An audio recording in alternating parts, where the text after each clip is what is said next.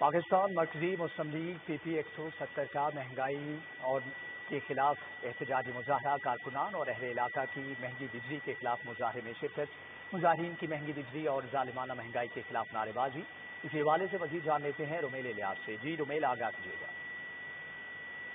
بالکل، پاکستان مرکزی مسلم لیگ پی 170 کے زیر اہتمام مہنگی بجلی کے خلاف احتجاجی مظاہرہ کیا جا رہا ہے۔ سمنا آباد میں ہونے والے اس مظاہرے میں علاقہ کی بڑی تعداد شریک ہے اور مہنگی بجلی اور مہنگائی کے خلاف شدید نعرے بازی کی جا رہی ہے۔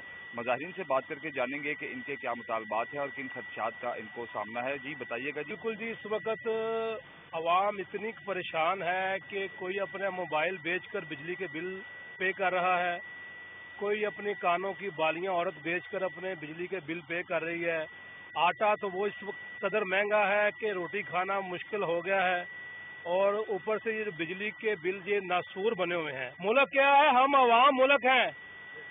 اگر ہم عوام بھوکے پیاسے اور ان کے برے حالات ہو جائیں گے تو ملک کیسے بچے گا؟ جی بالکل، ملک کیسے بچے گا جب عوام نہیں رہے گی؟ مہنگی بجلی کے ستائے عوام کا یہ کہنا ہے کہ حکومت غریب کا خیال کرے۔